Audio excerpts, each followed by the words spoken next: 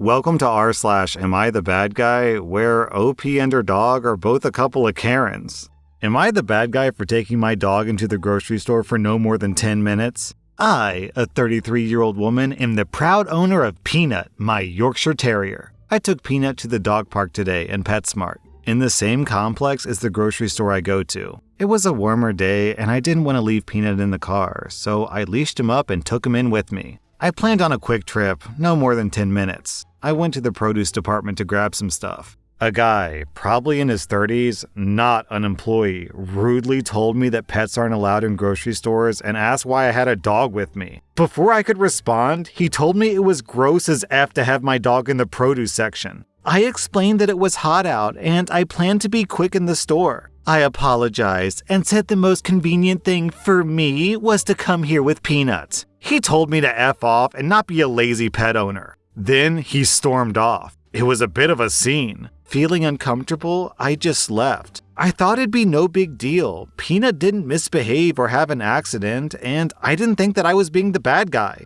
Well, too bad, OP, because you are. Bringing pets into a grocery store is unhygienic and gross, OP, and you just shouldn't do it. If it's a service dog, I can understand, but no, the guy's right. You are just being a lazy pet owner. OP, you're being a real Karen here. I'm giving you 1.5 out of 5 bad guys.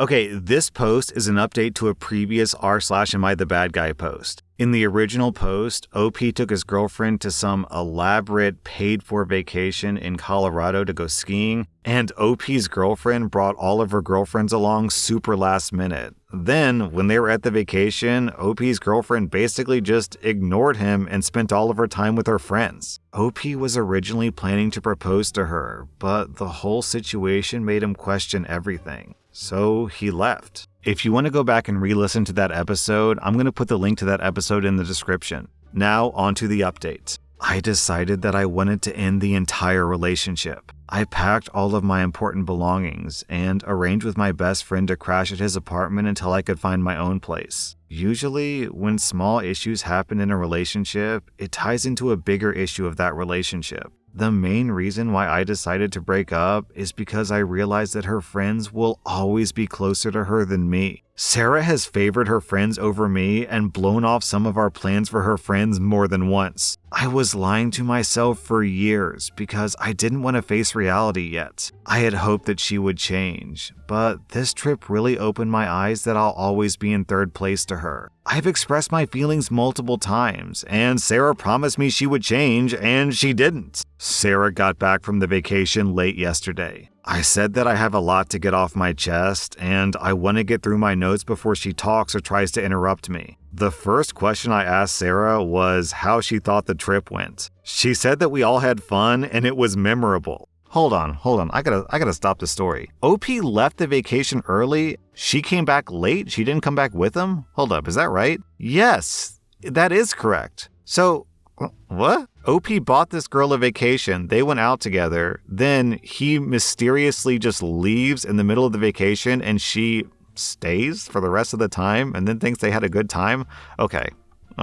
Back to the update. I said that I shouldn't have to feel like the third wheel in my own relationship, especially on a trip that I planned. My next question was, why did you invite your friends in the first place? You knew that this was an anniversary trip for us. She had talked about the trip with her friends since the beginning, and they had never been to Colorado. She thought that it would be a good idea to allow them to come just so they can have fun in Colorado with us. I followed up by saying that I didn't even know that her friends were coming until the days before. It's one thing if your friends come and do their own activities, but it's another thing if every activity becomes a group activity. I signed up for a monogamous, not poly relationship. My last question was, did you know that I was going to propose to you? Sarah said that she didn't know at all. The thought never occurred to Sarah that I was going to ask. She claimed that she wouldn't have invited her friends to come along if she knew, but I responded that it would ruin the surprise if I told you. Sarah begged me to stay with her, and she believes that we can work everything out. She didn't want me to throw 5 years away after one bad trip. I've listened to her promises to change for years regarding her friends, but nothing's happened. I ultimately left Sarah with this. It's clear that there isn't enough room in your heart for your boyfriend and your friends. So, as much as I love Sarah, I can't stay in a relationship where I'm not respected enough. I left Sarah in my house by herself and I drove off to my friend's place. I'll figure out how to get my name off the lease and I'll plan to get the rest of my belongings. As for the ring, I'll return it this weekend. OP, I actually remember thinking when I read your last post, the original post, I was thinking to myself, okay, OP peaced out in the middle of this vacation. He didn't tell his girlfriend, he just left. Obviously, as soon as she realizes, she's going to get the next plane back. But the fact that she didn't, that she just stayed at that vacation the entire time and chose her friends over you when you were clearly upset is such a red flag. You're right, OP, she does put her friends over you. Like, it's really weird to me that she says, how can you throw away a 5-year relationship? When the real question is, how can you disrespect a 5-year relationship by inviting your friends on an anniversary vacation? She's the one disrespecting the 5 years, not you. OP, you still get 0 out of 5 bad guys. I don't remember the bad guy score that I gave Sarah last time, but whatever it was, I'm adding 0.5 to her bad guy score for not following you home.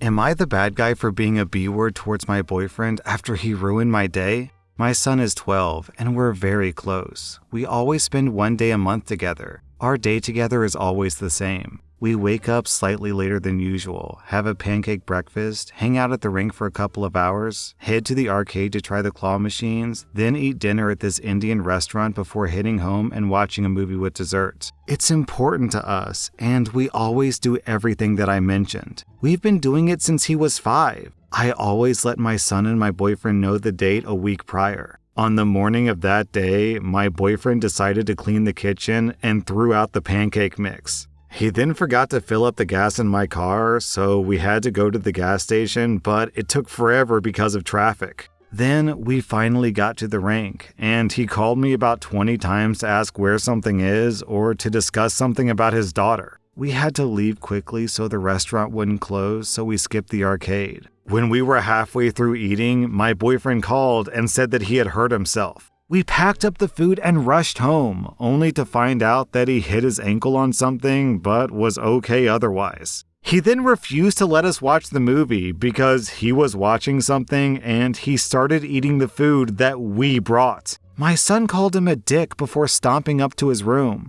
I was just in shock. My boyfriend has never done this before, and I really couldn't tell if he was being oblivious or if he was doing this on purpose. My boyfriend was like, "You just gonna let that slide?" I rolled my eyes at him before saying, "Enjoy the food," and then I went to our room. He followed after me, asking what the F my problem was. I told him that he knows how important this day is, and he got pissed and was like, "Is that what this is about? I'm important too, you know." I kinda snapped and told him that he isn't as important as my son and that he ruined our day by acting like a child. He went quiet, said that I'm being a B-word, and left. He won't answer any of my calls, but he texted my son saying that he expects an apology. It's 5 a.m. and I haven't been able to sleep. Am I the bad guy here? Please be honest. I need to know if I was really being a B-word and if I overreacted or something.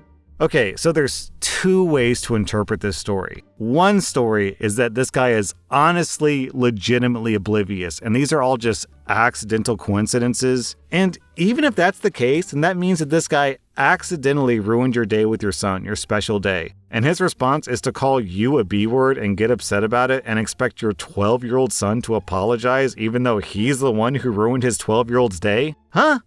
So even in the best case scenario, this guy still deserves a butthole score. In that case, I'm going to give him, 2 out of 5 bad guys because he's being very selfish, very uncaring about this bond you have with your son. And eating your food after he's the one who forced you to come back early, super, super selfish. Then there's the other way to interpret the story, which is that he did this intentionally to sabotage your relationship with your son. Personally, I'm leaning towards that interpretation because the fact that he just happened to clean up the kitchen early and throw out the pancake mix is it's just too coincidental. I have to ask, OP, how many times in the history of your relationship has this guy thrown away pancake mix? My guess is that this is the first time ever. And he called you 20 times while you were at the rink? I have never called someone 20 times in one day in my life. In my life! And this guy had to do it on your special day. Now, this is sabotage. This is straight up sabotage. If it's sabotage, I'm giving him, I think, 3.5 out of 5 bad guys.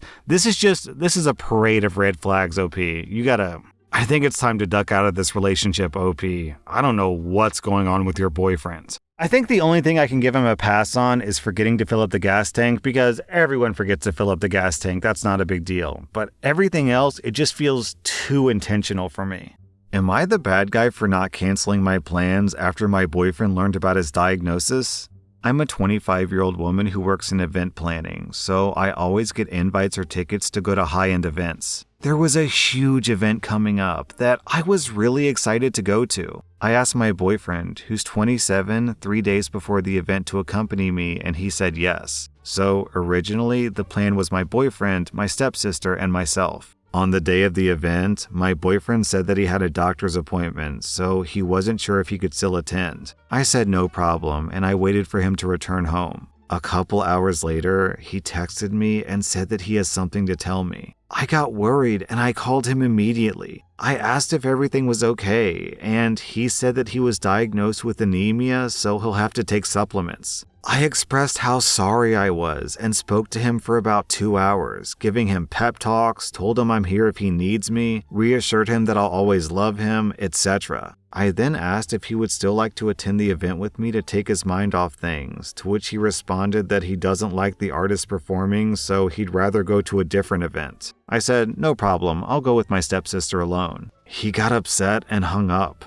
I called him back, but he started an argument about how I'm selfish for going out while he's going through something. I told him that I already made the plans with my stepsister, and I can't back out now because she's depending on me. I also don't drink, so I would have been the designated driver, and if I didn't go, she couldn't. I told him that this event is the only event my sister really wanted to attend, and I promised her that I would take her months prior. I even told him that I'll see him the next day, and he said be safe and hung up. I got to the event around 11 and spent the entire event alone, just sitting down and watching the show by myself, having food and drinks. When I returned home at 2 a.m., I called him and he was awake playing video games. His first words were, "Look who cares about me again." I said, "I'm too tired for this," and he responded by saying that, "Of course you're tired. You went out without me knowing that I'm upset, but you love partying and meeting new people so much that you didn't think to stay home with me on the phone." I told him that he's being ridiculous, and I would have stayed if it was just us two who had planned to go. He said that my priorities are off, and I'm an ignorant bad guy. Keep in mind, I don't attend parties unless it's with my family, and I only attend events a few times a year. So, am I the bad guy for not staying on the phone with him and attending the event instead?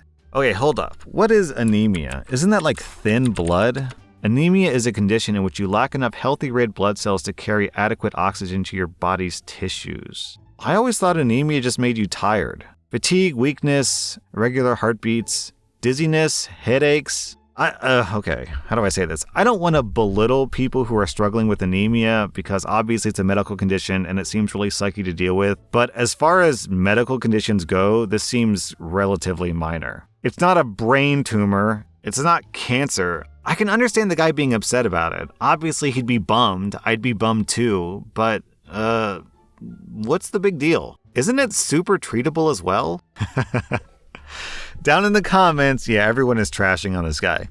Username Taken says, "When my doctor told me to take iron pills and vitamins, I was like, okay. And I told my husband and he was like, okay. And then I got some iron pills and vitamins and I took them and everyone was okay." Yeah, this feels like an overreaction. It kind of feels like your boyfriend never wanted to go to this event in the first place and he's using this as an excuse to not go and get all huffy about it. You know, I don't want to belittle what he's going through. He can still really be upset and sad that he has a medical condition. I'd probably be pretty upset and sad too. But to expect you to just put all of your plans on hold because he got an anemia diagnosis is a bit extreme. I'm sure I'm going to give OP the benefit of the doubt here and say that if he got a cancer diagnosis, OP would have canceled, right? Anyone would have done that. So I'm giving OP 0 out of 5 bad guys, The boyfriend gets like a split review. I'm giving the boyfriend 0 out of 5 bad guys for the fact that he got bummed out and really upset about the diagnosis. I think that's totally normal. However, I'm giving him 1 out of 5 bad guys for the way that he reacted to your reaction and how he expected you to just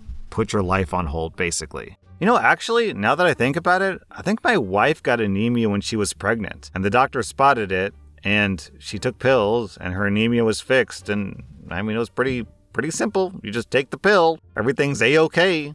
That was rSlash Am I the A? And if you like this content, check out my podcast where I publish the exact same episodes. Also, hit that subscribe button because I put out new Reddit videos every single day.